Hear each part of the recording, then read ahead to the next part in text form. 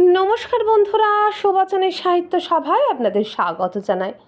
আজ পড়ে শোনাচ্ছি বাঙালির আমেরিকা দর্শন, এই অদ্ভুত ভ্রমণ কাহিনীটির ঊনবিংশ পর্ব। লেখক আমেরিকায় বিভিন্ন জায়গায় ঘুরছেন। ইতিমধ্যে দেখে এসেছেন ভয়েস অফ আমেরিকার সেন্টার। আজ কোথায় যান দেখি। পরদিন রমেনদা অর্থাৎ ভয়েস অফ আমেরিকার রমেন পাইনের বাড়িতে নেমন্তন্ন। একটু সকাল সকালই রওনা হলাম। দীপঙ্করের বাড়ি থেকে অনেকটাই দূরে আর একটি শ্যামশ্রী সম্পন্ন ছিমছাম শহরতলিতে রমেনদার বাড়িটি ছবির মতো সুন্দর। দরজা খুলে রাশভারী রমেনদা যে হাসিটি হাসলেন তাতে তাঁর আন্তরিক খুশির ভাবটি গোপন রইল না। অভ্যর্থনা শুধু বচন বিনিময়েই হয় না, ভাবভঙ্গি, হাসি, চোখ সব কিছুর ভিতর দিয়ে তা প্রকাশ পায়। বঙ্গ সম্মেলনে দেখা হয়েছিল, তখনই ইচ্ছে প্রকাশ করেছিলেন আমি যেন ওয়াশিংটনে এসে ওর বাড়িতে উঠি, কিন্তু দীপঙ্করকে অগ্রাধিকার দিতে গিয়ে সেই অনুরোধ রাখতে পারিনি বলে খারাপ লাগছিল। রমেনদা তাঁর মাঝারি মাপের সুসজ্জিত ড্রয়িং রুমে নিয়ে বসালেন। এই ঘরে যে টিভি সেটটি রয়েছে, অত বড় সেট আমি আর দেখিনি। একখানা বড়সড় আলমারির সাইজ, তার পর্দাখানাও মাপসই। ড্রয়িং রুম বাইরের লোকের জন্য, লিভিং রুম আরও একটু ঘরোয়া আসরের জন্য। রমেনদার বাড়িতে কিছু অভ্যাগত ছিলেন। তাঁরা কয়েক মিনিটের মধ্যেই বিদায় নেওয়ার পর আমরা গিয়ে জমিয়ে বসলাম লিভিং রুমে কার্পেটের ওপর, তাকিয়া বা বালিশের মতো গদিসহ। একে একে এসে হাজির হলেন ভোলাদা, তার মার্কিন বউসহ। এলেন বাচ্চু রায়, আরও অনেকে। দীপঙ্করের ডিউটি থাকায় সে বেশিক্ষণ থাকতে পারল না। রাতে অন্য কেউ আমাকে তার বাড়িতে পৌঁছে দেবে। এখানকার প্রত্যেকেই গাড়িবান মানুষ, পৌঁছে দেওয়াটা সুতরাং কোনো সমস্যাই নয়। প্রবাসী বাঙালিরা দেশ থেকে আগত বাঙালিদের জন্য মুখিয়ে থাকেন। দেশের হালের খবর, সিনেমা, সাহিত্য, শিল্পে নতুন কি হচ্ছে, কোন নাটক কেমন হচ্ছে ইত্যকার প্রশ্নের অন্ত নেই। তাছাড়া লিখি বলেই লেখা সংক্রান্ত প্রশ্ন তো আছেই। আড্ডার মাঝখানে রমেনদা বললেন, শীর্ষেন্দু চলো, তোমার একটা ইন্টারভিউ নিয়ে নে। ভয়েস অফ আমেরিকার জন্য ইন্টারভিউ দিতে হবে, এ কথা আগেই হয়ে আছে। রমেনদা তাঁদের দোতলায় ছোট্ট একখানা একটেরে ঘরে নিয়ে এসে টেপ রেকর্ডারের সামনে বসিয়ে দিলেন। ইন্টারভিউ নেওয়া বলতে শুধু প্রশ্নোত্তর নয়, সেটা কম মানুষই বোঝেন। রমেনদা সেই বিরল শ্রেণীর মানুষ যিনি সাক্ষাৎকার কী করে নিতে হয়, কী করে ভিতরকার উৎস মুখ খুলে দিতে হয় তা জানেন। সাক্ষাৎকার শেষ হবার পর যখন লিভিং রুমে নেমে এলুম, তখন আড্ডা জমজমাট। উইকেন্ডে কারো না কারো বাড়িতে বাঙালিদের আড্ডা বসে। বাঙালিদের সংখ্যা এখন আমেরিকায় বেশ বেড়েছে। আরও কয়েক বছরের মধ্যে আরও কয়েক হাজার বাঙালি আমেরিকার দখল নিতে চলে আসবেন। দেশের বিভিন্ন স্কুলে কলেজে তাঁরা গোকুলে বাড়ছেন। তখন আমেরিকার বাঙালি সমাজ বেশ জোরদার হয়ে ওঠার কথা। কিন্তু আড্ডায় বাঙালি যত ঐক্যবদ্ধ সামাজিক দায় দায়িত্বের ক্ষেত্রে এবং অর্থনৈতিক উদ্যোগেও যদি তা হতে পারত, তাহলে এই দূর বিদেশে গড়ে উঠতে পারত সমাজের দৃঢ়বদ্ধ এক বাঙালি সমাজও। মার্কিন অভিবাসী বাঙালির তবে আর দ্বিতীয় প্রজন্মের বাঙালিরা আমেরিকান হয়ে যাচ্ছে বলে হায় হায় করতে হতো না। মনে হচ্ছে গরিষ্ঠ হওয়ার চেয়ে গরিয়ান হয়ে ওঠাটাই বেশি জরুরি। আড্ডাতেও এসব প্রসঙ্গ উঠল। ছেলে মেয়েদের কথা উঠলেই এখানকার বাঙালিরা মুষড়ে পড়েন। নিরন্তর এই এক ভার তাঁদের বহন করতে হচ্ছে, এক তীব্র বেদনার ভার। ছেলে মেয়েদের আমেরিকান হয়ে ওঠার ওরা কোনো বাঁধ দিতে পারছেন না। আমি সামান্য মৎস্যজীবী হলেও এদের কাছে আমার উপস্থিতি গুরুত্ব পাচ্ছে। অনেকেই জানতে চাইছেন কি করে ঠেকানো যাবে এই প্রবণতা। অনেক কথা হলো বটে, কিন্তু কোনোটারই হয়তো শেষ সমাধান হলো না। আড্ডার চৌম্বক উপস্থিতি ছিলেন বাচ্চু রায়। 60-এর ওপর বয়স হলেও ছিপছিপে চেহারা আর প্রাণবন্ত মুখশ্রীর জন্য বয়স বোঝাই যায় না। সারাক্ষণ নানা রকম হাসি ঠাট্টা রঙ্গ রসিকতা করে যাচ্ছেন। শুনলাম মাত্র কিছুদিন আগে হৃদযন্ত্রে গুরুতর অস্ত্রোপচার হয়েছে। তবু কোনো বিকার নেই, দুশ্চিন্তা নেই। হো হো করে হাসছেন, অন্যদের হাসাচ্ছেন। ওয়াশিংটনে স্থায়ীভাবে থাকলেও ইনি দেশে যান ঘন ঘন, বছরে 2-3 বার তো বটেই। আড্ডায় বৌদি অবিরল খাবার দাবার চা ইত্যাদি সরবরাহ করে যাচ্ছিলেন। মাঝে মাঝে নিজেও এসে বসছিলেন আড্ডায়। দুপুর হয়ে আসছিল, কেউ কেউ মধ্যাহ্নভোজের আগেই বিদায় নিলেন, কেউ কেউ রয়ে গেলেন। মার্কিন খাবার আমাকে প্রায় কোথাও তেমন খেতে হচ্ছে না। এ বাড়িতেও দিব্যি গরম ফুলকো লুচি, ভাজাভুজি, আলুর দম, দই, মিষ্টি ইত্যাদির আয়োজন। স্যালাড আছে, আচার আছে। আমেরিকায় ভ্রমণকালে যে আমার স্বাস্থ্য ও কান্তি দুই বৃদ্ধি পেয়েছিল, তার মূলে খাঁটি বিশুদ্ধ খাদ্য ও জলহাওয়া দুই ছিল। যে কজন অতিথি মধ্যাহ্নভোজে ছিলেন, তাঁরাও একে একে বিদায় নিলে দরজায় এঁটে মুখোমুখি বসলুম আমরা 3জন, রমেনদা, বৌদি আর আমি।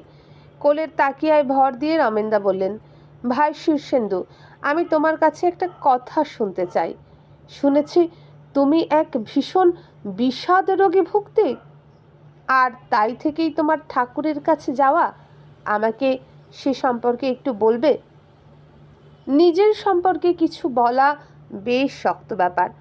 আমার জীবনের কথা কাউকে শোনাতে গেলে সে হয়তো বিরক্ত হবে। তবে রমেনদার আগ্রহ ছিল আন্তরিক, বৌদিরও। শ্রোতা পেলে মনের দরজা আপনা থেকেই খুলে যায়। আমার জীবনের কিছু দামাল দিন ছিল, কিছু কুয়াশা ঢাকা বিষণ্ণ দিনও ছিল। তারপর এলেন ঠাকুর উজ্জ্বল উদ্ভাস নিয়ে। যখন সেসব কথা বলছি ভারী হয়ে উঠছে গলা। সন্ধে হয়ে আসছে। বৌদি ইচ্ছে করেই বাতি জ্বালেননি। ঘরে এক ঝুঁচকো আঁধার। রমেনদা নিজের জীবনেও কিছু বিষণ্ণতার দিক আছে। থেমে থেমে আস্তে আস্তে তার ভরাট গলায় সেসব কথা বললেন। আমেরিকা রমেনদার একেবারেই নাপসন্দ। তিনি 2 চোখে দেখতে পারেন না এই দেশকে। বেহালায় একটি ফ্ল্যাট কেনা আছে। মাঝে মাঝে ছুটিতে চলে যান কলকাতায়, স্রেফ পুরনো বন্ধুদের সঙ্গে আড্ডা মারতে। সন্ধ্যের মুখে আমরা বেরুলুম বাচ্চুদার বাড়িতে যাব বলে। বেশ খানিকটা দূর, গাছ গাছালিতে ছাওয়া পুরনো ধরনের একটি পাড়ায় বাচ্চুদা থাকেন। বাড়িতে পার্টি চলছে, তবে সাহেবি পার্টি নয়, বাঙালিদের হুল্লোড়, ঠিক যেমনটি দেশেও হয়ে থাকে। বাড়ির পিছন দিকে একটি খোলামেলা জায়গায় পান ভোজনের দিলদার বন্দোবস্ত। এরা হ্যানা ত্যানা লোক নন কেউই। ইলেকট্রিক্যাল ইঞ্জিনিয়ার, বায়োকেমিস্ট্রির বিশেষজ্ঞ, ক্যান্সার রোগীর কৃতবিদ্য চিকিৎসক, সকলেই পেশাদার, কৃতী, কিন্তু সকলেই উন্মুখ বাঙালি, আদ্যন্ত বাঙালি। আমেরিকায় এসে এইটাই মস্ত লাভ হলো আমার। প্রবাসে বাঙালিকে আবিষ্কার করে গেলুম। একটু বাদে বাইরের ঘরে এসে বসলো সবাই। শুরু হলো গানের আসর। বাচ্চুদা অর্থাৎ হিতব্রত রায় কান্তকবি রজনীকান্ত সেনের নাতি, তাই গানের উত্তরাধিকার ওর জন্মগত। কার্পেটের ওপর বসে হারমোনিয়াম কোলের কাছে নিয়ে আত্মনিবেদনের ভঙ্গিতে রজনীকান্তেরই গান ধরলেন। রজনীকান্তের গান আমার নিজেরও খুব প্রিয়। এই ভক্ত দীন কবির গানে আমি যেন স্বর্গের সন্ধান পাই। সুরহীন হেরে গলায় আমি নিজেও মাঝে মাঝে তাঁর গান গেয়ে উঠি। যদিও তখন গানের তারসে আমার বাড়িতে ত্রাহি ত্রাহি রব ওঠে। রাত হয়ে যাচ্ছিল বলে আড্ডা প্রলম্বিত করা গেল না। কাল সপ্তাহ শুরু হবে বলে আড্ডাধারীরাও একে একে বিদায় নিচ্ছেন। আমেরিকায় উইকএন্ড শেষ হওয়া প্রায় এক বিয়োগান্ত ঘটনা। রোববার বিকেল থেকেই প্রত্যেকের মুখে টেনশন ফুটে উঠতে থাকে। কাল থেকে অফিস, 5 দিনের হাড় ভাঙা খাটুনি। দীপঙ্করের বাড়িতে রমেনদাই পৌঁছে দিলেন। দীপঙ্কর খোঁজ খবর নিয়ে জানালো, শীর্ষেন্দুদা, এখান থেকে গ্রে হাউন্ড বাসে কলম্বাসে যাওয়ার ভাড়া $25, তবে বাস একেবারে যাবে না, মাঝপথে বাস বদলাতে হবে। আর যদি প্লেনে যেতে চান তাহলে পড়বে $108। ডলারের জন্য ভাববেন না, যা লাগে আমার কাছ থেকে নিয়ে নিন। কলকাতায় ফিরে আমার বাবাকে টাকায় শোধ করে দিলেই হবে। আমি বললাম, তুই কি বলিস, প্লেনে যাব না বাসে? লোপা আর দীপঙ্কর প্রায় সমস্বরে বলে উঠল, প্লেনে, ঝামেলা অনেক কম। আমি ওয়াশিংটনে থাকাকালীনই হঠাৎ দাবানলের মতো ছড়িয়ে পড়ল একটি খবর, পাকিস্তানের প্রেসিডেন্ট জিয়াউল হক বিমান দুর্ঘটনায় নিহত হয়েছেন। খবরটাকে মার্কিন টেলিভিশন অত্যন্ত গুরুত্বের সঙ্গে প্রচার করছিল। বারবার খবরে বলা হচ্ছিল, a great friend of USA, a great Statesman, a great man. সাধারণত তৃতীয় বিশ্বের নেতাদের এত গুরুত্ব দেওয়ার রেওয়াজ বিশ্বে নেই, কিন্তু জিয়া যে নানা কারণে আমেরিকার ঘনিষ্ঠ হয়েছিলেন তা খবর প্রচারের নমুনা দেখে বুঝলুম।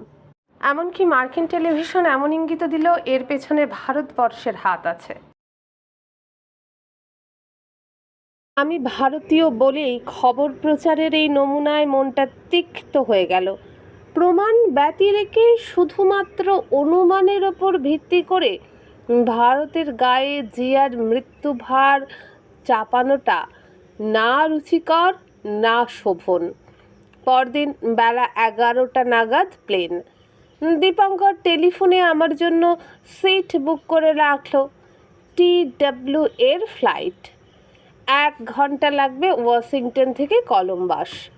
তনুশ্রী রোজই ফোনে খবর নিচ্ছে, আজও নিল। বললাম, তনুশ্রী কাল যাচ্ছি, এয়ারপোর্টে থেকো। তনুশ্রী উল্লাসে ফেটে পড়ে বলল, থাকবো না বলেন কি, আসছেন যে সেটাই ঢের। দীপঙ্করের বাড়িতে শেষ দিনটা ভারী মন খারাপের মধ্যে কাটলো। ওর ছোট্ট মেয়েটি কদিনে আমার এমন ন্যাওটা হয়ে গেছে যে ওকে ছেড়ে যেতেই ইচ্ছে করছে না। পাখির মতো ছোট্ট রোগা মেয়েটা সারাক্ষণ হয় আমার কোলে, নয়তো আমার কাছে ঘেঁষে আছে।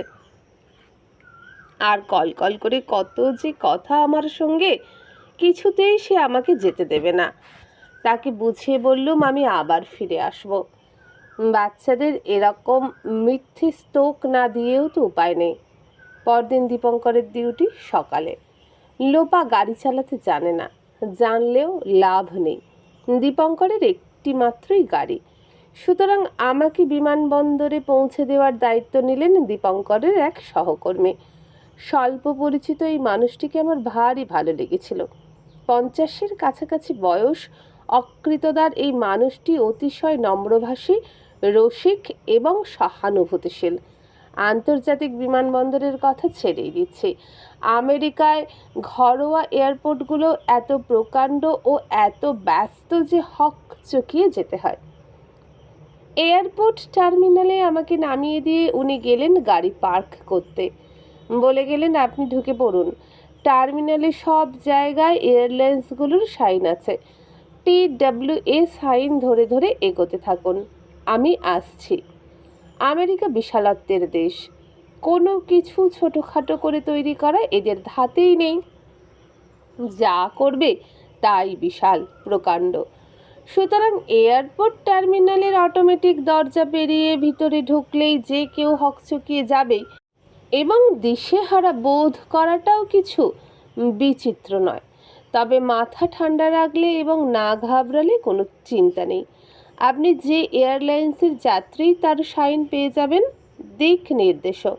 ওটা ধরে ধরে এগোলে বিশেষ গা না ঘামিয়েই নিরাপদে পৌঁছে যাবেন উদ্দিষ্ট কাউন্টারে। আমার তাড়া নেই, প্লেন ছাড়তে ঢের দেরি। তাছাড়া আমেরিকায় ঘুরে ঘুরে বেশ পাকাপোক্ত হয়ে উঠেছি কদিনেই, ঘাবড়ানোর প্রশ্নই নেই। তাই আমি টার্মিনালটির বিশালত্ব উপলব্ধি করবার চেষ্টা করলাম খানিকক্ষণ। TWA থেকে শুরু করে ইন্টারনাল ফ্লাইটের অজস্র সাইন চারিদিকে ছড়ানো। এগিয়ে গিয়ে যেখানে পৌঁছালাম সেখানে কম্পিউটার নিয়ে বসা, পাশাপাশি অনেকগুলো সাহেব, অনেক কাউন্টার, প্রত্যেকটাই আলাদা আলাদা এয়ারলাইন্সের। TWA-তে বিশেষ ভিড় নেই। আমার সামনেই মাত্র 2জন শ্বেতাঙ্গ মহিলা, তাদের পিছনে দাঁড়ালাম। যখন আমার পালা এলো কাউন্টারে এগিয়ে গিয়ে বললুম, আমার নাম অমুক, কলম্বাসের ফ্লাইটে আমার একটা জায়গা চাই। সাহেব সস্নেহে বলল, জায়গা যে হবে না, সামান্য উদ্বেগের সঙ্গে বললুম, কিন্তু আমার সিট তো কাল বুক করেছি, তোমরা কনফার্ম করেছ? এবার সাহেবের মুখে উদ্বেগ দেখা দিল। তাড়াতাড়ি কম্পিউটার খুঁজিয়ে বুকিং বের করার চেষ্টা করতে লাগলো, কিন্তু একটা গোলমাল হচ্ছে বুঝতে পারছি। মিনিট 5 কেটে যাওয়ার পর সাহেব হতাশ গলায় বলল, it's out of order sir. আমি গম্ভীরভাবে বললুম, তাহলে? তাহলে আর উপায় কি, তোমার যাওয়ার ব্যবস্থা করতেই হবে। হাঁফ ছেড়ে বাঁচলুম। ট্রাভেলার্স চেক দিয়ে টিকিট পেতে এত কম সময় লাগলো যে অবাক মানতে হয়। টিকিট নিয়ে পিছু ফিরে দেখি ভদ্রলোক এসে গেছেন। টিকিট পেলেন? পেলাম। আর খুব আনন্দ হলো একটা ব্যাপার জেনে। কি বলুন তো? আমেরিকাতেও কম্পিউটার খারাপ হয়? উনি খুব হাসলেন। হবে না কেন, খুব হয়। তবে দেখবেন যন্ত্রটা মেরামত করতে বা রিপ্লেস করতে এদের ঘন্টাখানেকও লাগবে না। দুজনে টার্মিনালের একটা ফোয়ারার ধারে বসলুম। খানিকক্ষণ গল্পগুজব করা গেল। হঠাৎ কলম্বাস ফ্লাইটের ঘোষণা শোনা গেল। এখানে সিকিউরিটি চেকের ঘনঘটা নেই, ঝামেলাও কম। ব্যাগ ট্যাগ এক্সরে মেশিনে চড়িয়ে দিলেই হলো। এরা গায়ে হাত দিয়ে দেহ তল্লাশ করে না, তার জন্য মেটাল ডিটেক্টর আছে। ভদ্রলোক আমাকে সিকিউরিটি চেক অবধি এগিয়ে দিলেন। বললেন, মনে রাখবেন TWA সাইন ধরে ধরে যেতে হবে। ভিতরে লাউঞ্জটি পেল্লায়, তাতে একসঙ্গে অন্তত গুটি 3 প্লেনের ডকিং হয়ে যায়। সুতরাং লাউঞ্জেও বিভিন্ন এয়ারলাইন্সের আলাদা আলাদা কাউন্টার রয়েছে। অনেক কাউন্টার, অনেক লোক।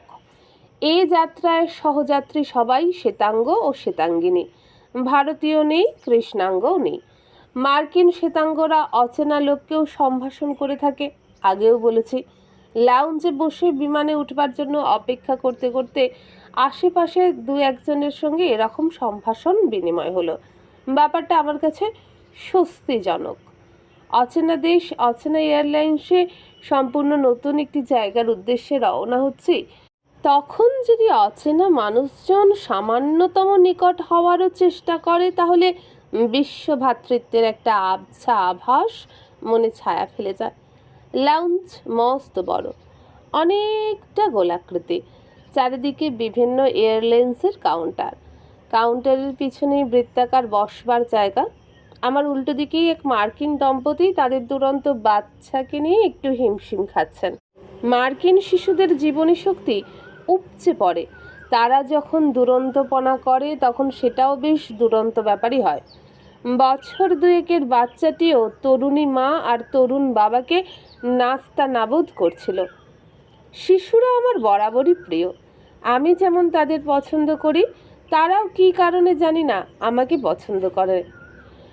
একবার শিলিগুড়ি থেকে বিমানে কলকাতায় আসার সময় সহযাত্রী দম্পতিটির কন্যা ভীষণ কাঁদছিল। আমি হাত বাড়াতেই মায়ের কোল থেকে ঝাঁপ খেয়ে চলে এলো এবং কান্না থামিয়ে ফেলল। সেই যে আমার কোলসই হলো, দমদমে নেমেও আর ফিরতে যেতে চায় না সে। কী ভাববে না ভাববে চিন্তা করে আমি এই মার্কিন শিশুটির দিকে হাত বাড়াতে ভরসা পাচ্ছিলাম না। কিন্তু শিশু, তা সে মার্কিন হোক বা কাফরি, আমার বাছ বেছার থাকে না। বাচ্চাটা হঠাৎ চেয়ার গুনতে গুনতে আমার কাছাকাছি আসতেই আমি হাত বাড়িয়ে দিলুম। Give me a hug Sonny. বাচ্চাটা এই কথা শুনে থমকে গিয়ে কুটিল চক্ষুতে আমাকে মাপ যোগ করতে লাগলো। তারপর হঠাৎ এক গাল হেসে ইয়া বলে তুমুল ঝাঁপ খেয়ে চলে এলো কোলে। Who you? I am a good guy, call me uncle. Uncle? হ্যাঁ মামি, ইজ হি মাই আঙ্কেল? মার্কিন তরুণীটি কি বলবে ভেবে পাচ্ছিল না। আমি তাকে কোলে নিয়ে উঠে দাঁড়িয়ে অন্যমনস্ক করার জন্য বললুম, শো মি ইয়োর টিথ। সে সঙ্গে সঙ্গে দাঁত দেখালো। এইভাবে বাচ্চাটির সঙ্গে জমে গেল খুব। পাশের চেয়ারে গ্যাঁট হয়ে বসে সে বিস্তর তথ্য দিতে লাগলো আমাকে। তার জনি নামে এক বন্ধু আছে, and Johnny has a sister with just 1 teeth. I love candy and sweet piece. এরকম তথ্যের পর তথ্য। তার মা বাবা হাঁপ ছেড়ে বাঁচল, আমার দিকে কৃতজ্ঞ চোখে চেয়ে রইল। বোধহয় অভদ্রতা হচ্ছে ভেবেই স্বামী স্ত্রী একটু নিজেদের মধ্যে আলাপ করে নিল। তারপর মেয়েটি সসংকোচে এসে বসলো আমার অন্য পাশের চেয়ারে। সৌজন্য বিনিময়ের পর মেয়েটি হঠাৎ বলল, you an Indian? Yeah, how could you guess? My neighbour is an Indian.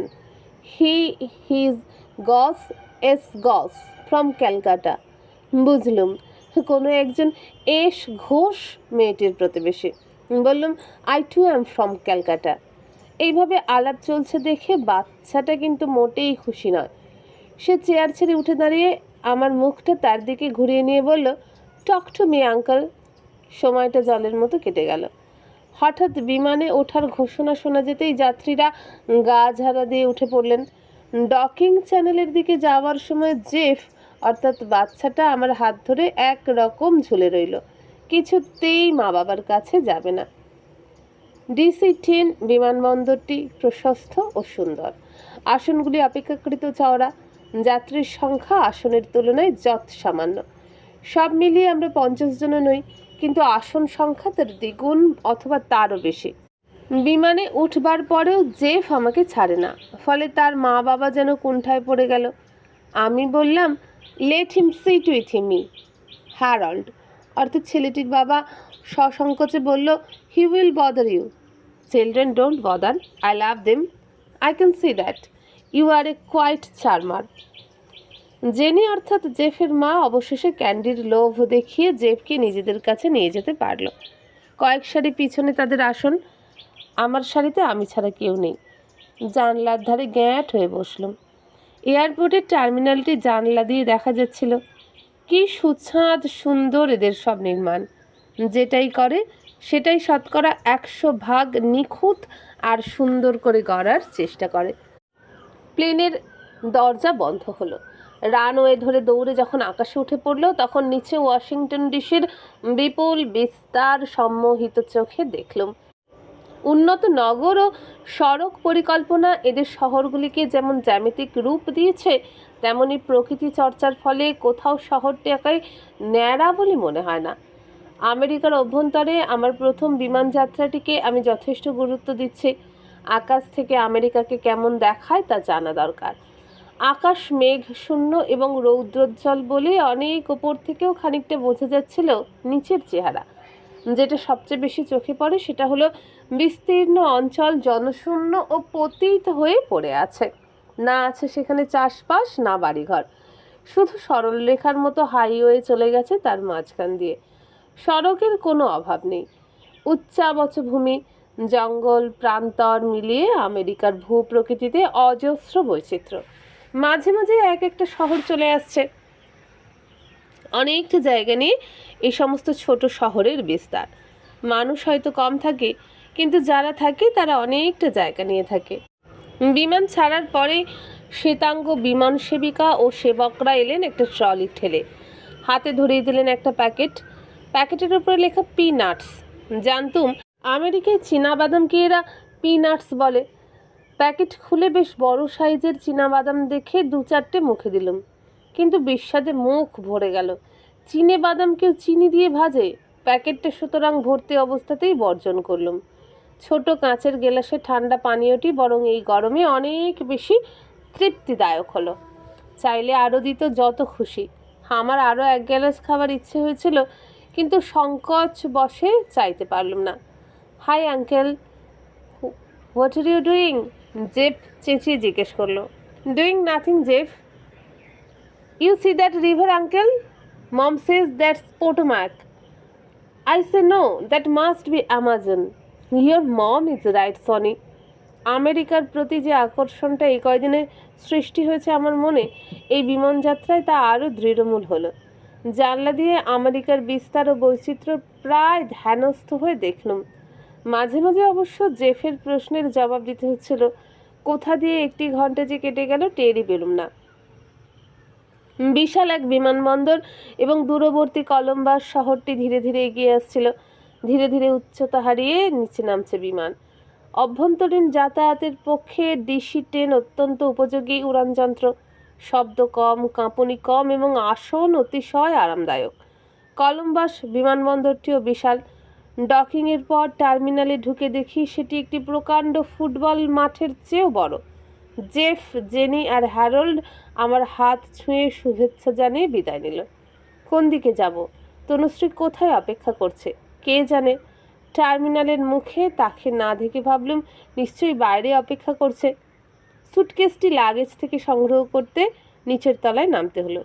এখানকার বিমানবন্দরে মাল খালাস হয় ঝোটেতে। এত তাড়াতাড়ি এরা কি করে মাল টার্মিনালে পৌঁছে দেয় কে জানে। সুটকেসটি নিয়ে আমি বাইরে বেরোনোর পথ খুঁজতে লাগলাম। একটা এক্সিট সাইন দেখে সেদিক দিয়ে গিয়ে একটা রাস্তায় পড়লুম, কিন্তু সে রাস্তা একেবারে ফাঁকা, কেউ কোথাও নেই। সভায় আবার তাড়াতাড়ি টার্মিনালে ঢুকে একটু অনিশ্চয়তার সঙ্গে দোতলায় উঠতেই দূর থেকে এক মেম সাহেব হাত নাড়ল এবং কাছে এলো। কাছে আসতেই বুঝলুম ও মেম সাহেব নয়, মেম সাহেবের পোশাকে আমাদের তনুশ্রী।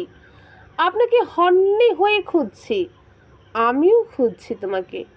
এর মধ্যে আমি ভুল করে অন্য রাস্তাতেও চলে গিয়েছিলাম। সর্বনাশ! খিদে পেয়ে গেছে নিশ্চয়ই আপনার। টার্মিনালে লাগোয়া বহু টিয়ার বিশিষ্ট একটি পার্কিং লট। প্রত্যেক টিয়ারের সাংকেতিক নাম্বার আছে। তনুশ্রী আমাকে নিয়ে লিফটে উঠে হন্যে হয়ে বোতাম টিপতে লাগলো, কিন্তু কোথাও কোনো ভুলের ফলে আমরা বার তিনেক বিভিন্ন টিয়ারে নেমেও গাড়িটার হদিশ পেলুম না। এইসব অতিকায় পার্কিং লটে এত গাড়ি পার্ক করা থাকে যে তনুশ্রীর মতো আমেরিকাবাসের দীর্ঘ অভিজ্ঞতা সম্পন্ন মেয়ের পক্ষেও দিশেহারা অবস্থা। চতুর্থবারে অবশ্য আমরা সঠিক টিয়রে নামলাম এবং গাড়িটার পাত্তা মিলল। বিশাল গাড়ি, ওল্ডস মোবাইল। এত বড় গাড়ি এনেছো তনুশ্রী? এটাই বেশি কমফোর্টেবল। আর একটা ছোট গাড়ি আছে, কিন্তু সেটাই আপনি এত আরাম পাবেন না। গাড়িতে উঠে বসলুম। সত্যিই দারুণ, মাখনের মতো গদি। ঠান্ডা মেশিন চালু হতেই শরীর জুড়িয়ে গেল। এমনিতেই আমেরিকার রাস্তাঘাট অতীব মসৃণ। গাড়িটি বড়, ভারী এবং ট্রাকশন বেশি হওয়ার ফলে গাড়ি যে চলছে সেটাই টের পাওয়া যায় না। তনুশ্রী তাদের শহর দেখাতে দেখাতে নিয়ে যাচ্ছিল।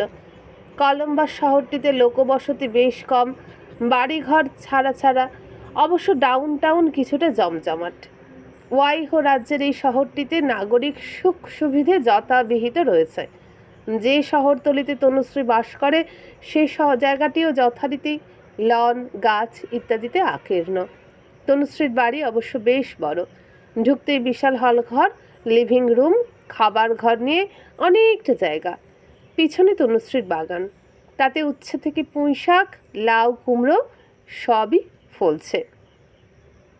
তনুশ্রীর বর প্রভাত পেশায় ইঞ্জিনিয়ার বটে, কিন্তু তার মন প্রাণ সাহিত্যে সমর্পিত। সে কলম্বাস থেকে একখানা সাহিত্য পত্রিকা দীর্ঘদিন যাবৎ একা হাতে প্রকাশ করে যাচ্ছে নিয়মিত।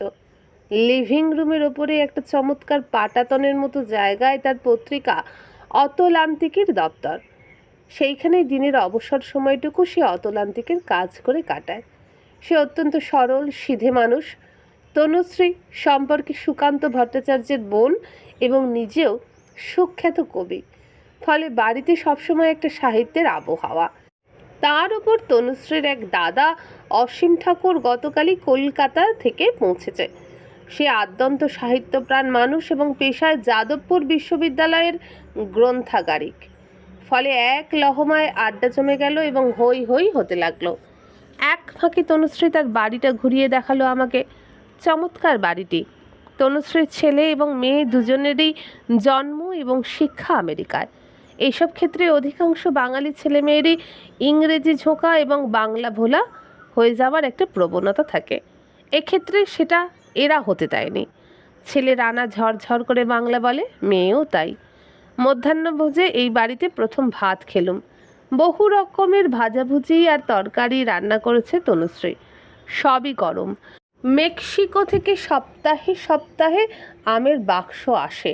সেই আম যেমন মিষ্টি তেমনই গন্ধ, আকারে বিশাল। প্রচুর খেয়েও গৃহকর্তা বা গৃহকর্ত্রীকে সন্তুষ্ট করা গেল না। তাদের বদ্ধমূল ধারণা আমি কম খেয়েছি। আমি আসবার পর সবাই মিলে নায়াগ্রা যাওয়া হবে বলে প্রোগ্রাম স্থির করা আছে। কাল সকালেই আমরা যাব। তার আগে চলুন শহরটা আপনাকে দেখিয়ে আনি। শপিংও নিশ্চয়ই করবেন। এখানে সব কিছু সস্তা। কাছেই একটা দোকান আছে, সেটা 24 ঘন্টা খোলা থাকে, 12 মাস। বলো কি? বাড়ি থেকে সুপার স্টোরের দূরত্ব খুব বেশি নয়। আমেরিকার আর 5টা সুপার স্টোর যেমন, এটিও অবিকল তেমনই, তবে বোধহয় আরও একটু বড়। অধিকাংশ সুপার স্টোরেই এসকালেটর আছে আর 3-4 তলা জুড়ে বিশাল পণ্য সামগ্রীর মেলা। ফুরোতে চায় না। একদিন এক বিভাগে সেল থাকে। সেলে বিশেষ ভিড় হয়। এই দোকানে আমাকে আকর্ষণ করেছিল একটি ঘড়ি। একটা টার্ন টেবিলের বিভিন্ন থাকে 300-400 ঘড়ি নাঙ্গা পড়ে আছে, দামি কম দামি নানা রকমের। এত অবহেলা ও অসতর্কভাবে পড়ে আছে দেখে আশ্চর্য হয়ে জিজ্ঞেস করলুম, তনুশ্রী চুরি যায় না? তনুশ্রী বলল, হয়তো মাঝে মধ্যে চুরি হয়, তবে এরা গায়ে মাখে না।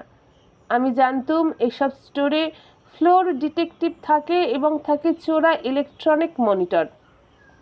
কোথায় কি হাত সাফাই হচ্ছে তা ধরে ফেলতে মুহূর্তেও দেরি হয় না।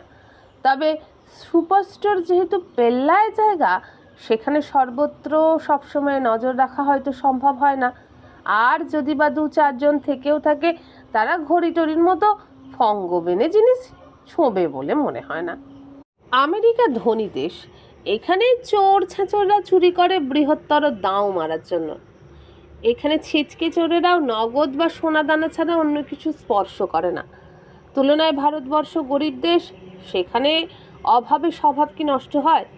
কিন্তু না, ভারতবর্ষের শিলং পাহাড়ে বা গাড়োয়াল হিমালয়ে এখনও এমন জায়গা বিস্তর আছে যেখানে বাড়িতে তালা দিয়ে বেরোনোরও দরকার হয় না। শিলংয়ে আমার এক বন্ধু থাকতো।